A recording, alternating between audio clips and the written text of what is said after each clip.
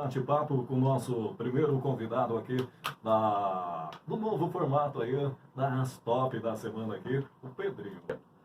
A exemplo, Tom, é a mesma coisa, não muda nada com relação a Brasília. Veja bem, primeiro o Supremo Tribunal,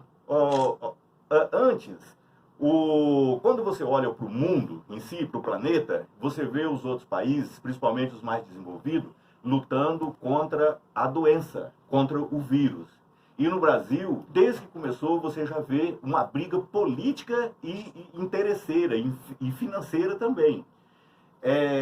Isso deixa a gente triste, porque acaba você perdendo mais pessoas ainda. A exemplo que a gente viu, o epicentro que aconteceu aqui em Cerejeiras.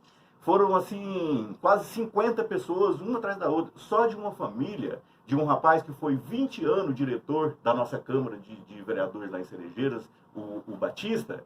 Foram 11 pessoas da família dele. Então, assim, o momento não é de brincadeira, o momento é de muita responsabilidade.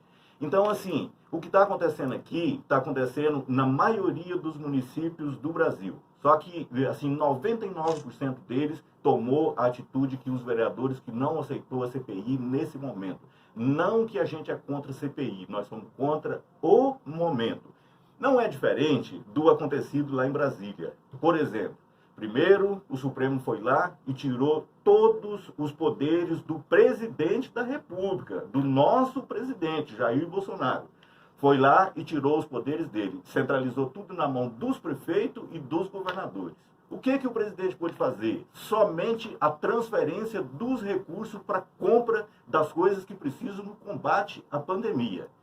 Agora, o Supremo outra vez, aí eu vejo a questão da politicagem, que não é diferente no município, no estado e na União.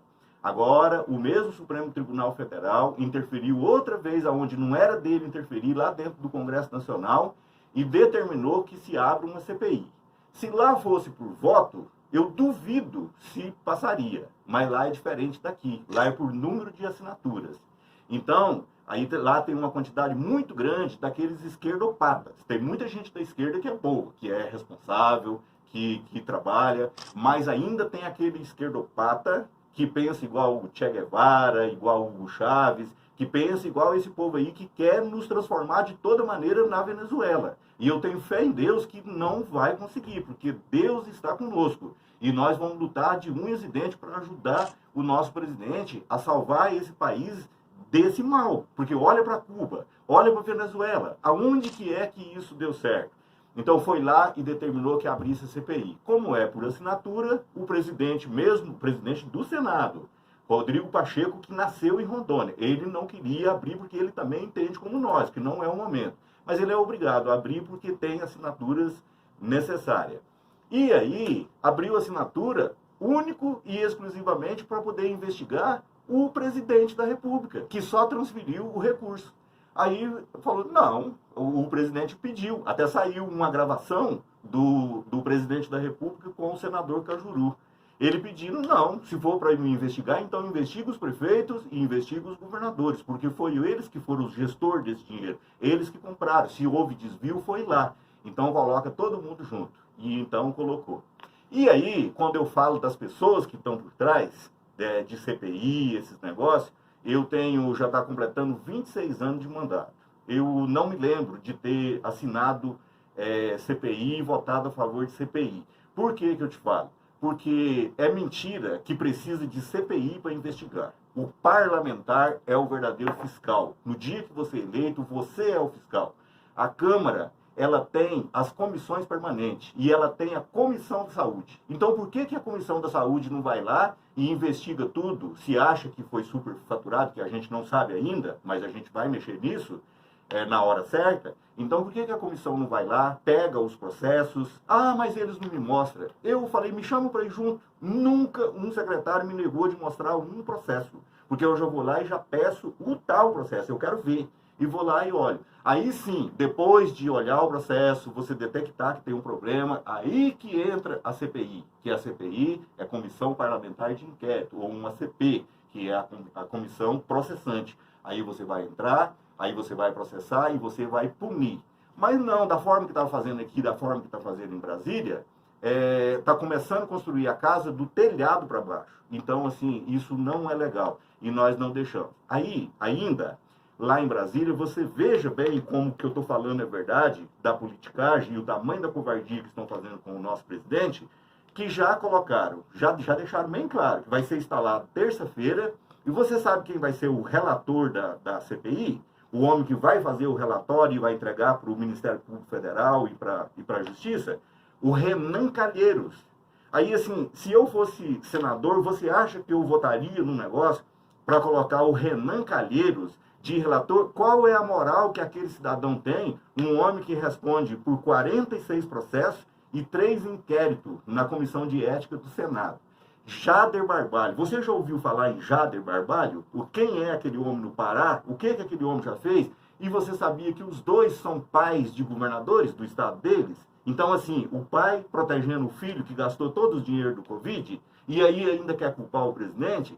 E aqui é a mesma coisa. Lá, eles alegam ainda que a CPI é sobre a questão de Manaus, a falta de oxigênio. Então, ainda tem um objeto.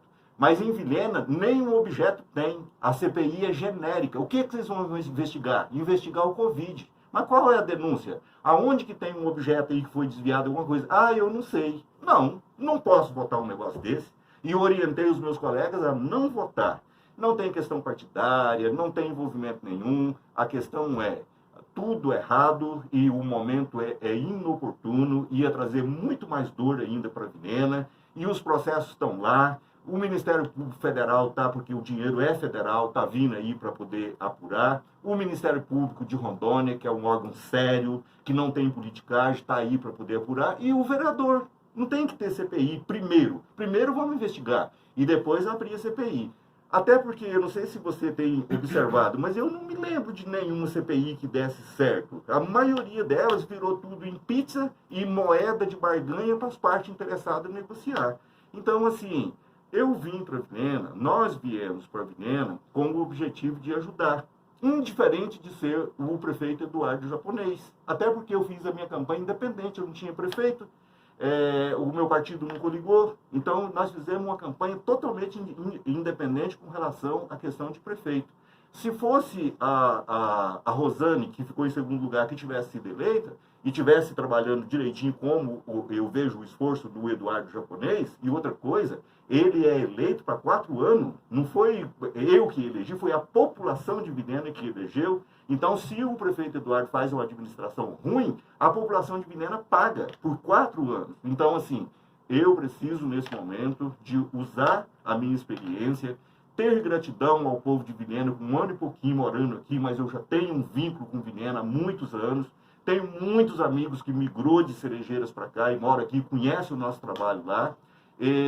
Eu preciso dar uma resposta para a população de Vilhena ter confiado em nós e nos dar esse assento que é tão importante ali no Legislativo Municipal. Então, assim, não teria como a gente votar a favor de uma situação dessa, nesse momento, sabendo como que as coisas estão, né? Porque quando você olha para os índices, quando você vê o esforço, quando você vê o esforço do prefeito para não quebrar a nossa economia, quantas vezes eu sentei junto com ele ali, na hora de fazer o decreto, e está ali, prefeito, não fecha o comércio de uma forma abusiva. Vamos pedir para ter cuidado, mas nós não podemos quebrar essa economia, porque nós já temos o problema da pandemia. Se nós arrumar mais um problema econômico aqui, ou agravar ele, nós vamos ter 2 problemas do mesmo tamanho. Então, assim, não vamos fazer. E ele sempre é do diálogo, de conversar conosco, de nos atender. Então, assim, seria covarde votar a favor de uma coisa sem pé e sem cabeça lá na Câmara num momento desse, só para agradar meia dúzia de gente por interesses políticos e particulares.